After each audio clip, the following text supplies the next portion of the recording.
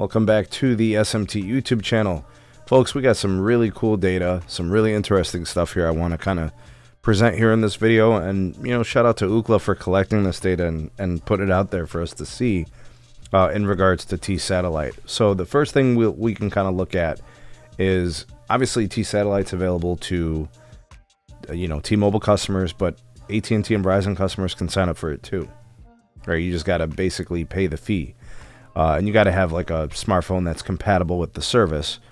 So basically, if you have like a more modern phone, probably something from like the last year or two, so model year into last year, shouldn't be much of an issue. But anyways, the service launched only recently, and people have really shown some interest in it. So much so that actually, and this was an incredible statistic, it says AT&T customers accounted for a third of all TSatellite connections during the first 10-month period of T-Mobile TSatellite launch. It's 60% of the connections is what they were saying are T-Mobile customers, and AT&T coming in at 1/3. I mean, that means like Verizon customers aren't even really interested, right? So here's kind of an image of this. You'll see obviously the T-Mobile customer count up here, the magenta line. Says device count by carrier, right? It's the T-Mobile people, right? Makes sense. Most of these people likely have it included. They were involved in the beta, but you see that the AT&T customer is really engaged with it too, and I don't know why that is. I don't. Why is the AT&T customer want to connect so badly to the T-Mobile service? I don't know. Maybe that says something about the AT&T network where they are. I don't know. Verizon's very, very flat, so there's not much interest for the Verizon customer in the TSatellite service.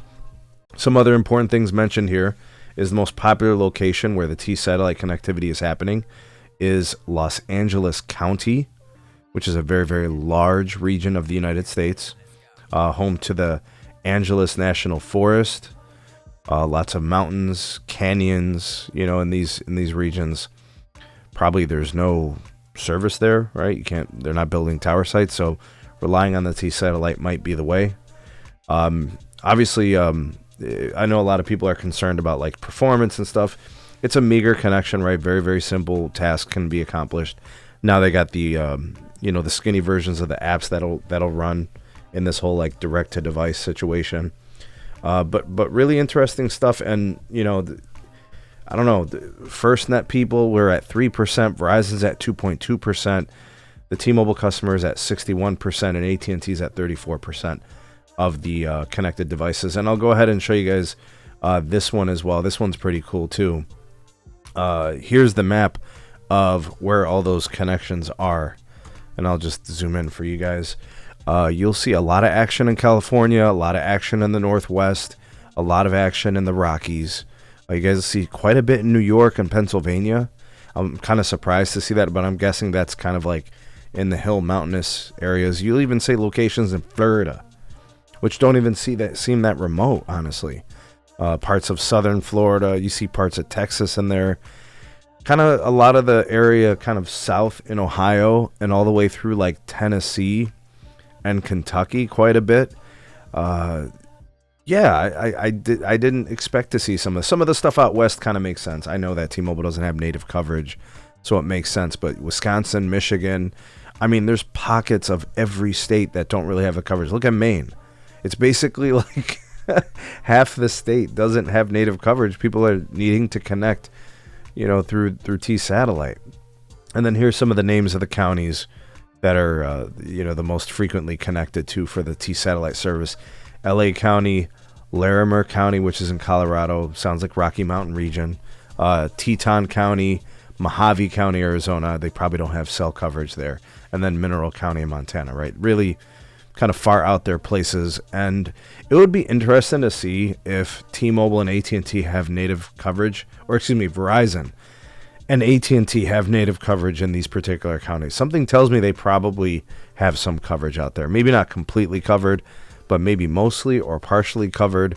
So where T-Mobile's got to get you TSatellite service, those guys are likely giving you terrestrial cell sites because that's what those companies did, right? AT&T built off the FirstNet deal. Verizon has been, acquiring rural providers and regional providers for years and building a massive network for themselves. But yeah, here's percent time spent without service. AT&T at 37% on 4G and 4G roaming. T-Mobile 27%. Verizon at 62.82%. Like, we're talking about, you know, some really interesting numbers. You guys should check it out, actually. This is really good. Here's Starlink's fixed internet monthly performance. You'll see that the median download speeds for Starlink is increasing. There's a lot of good stuff on this page. Anyways, Dano wrote it. You guys know he used to write for Light Reading. Now he works for Ookla. Probably worth a look. You guys can check this out, and it's pretty good stuff here. Really interesting. But anyways, let me know what you guys think about these data and what you think about it and your thoughts and opinions. But thank you for watching. Like, share, subscribe. Check out some more videos. We'll see you guys soon on the next one.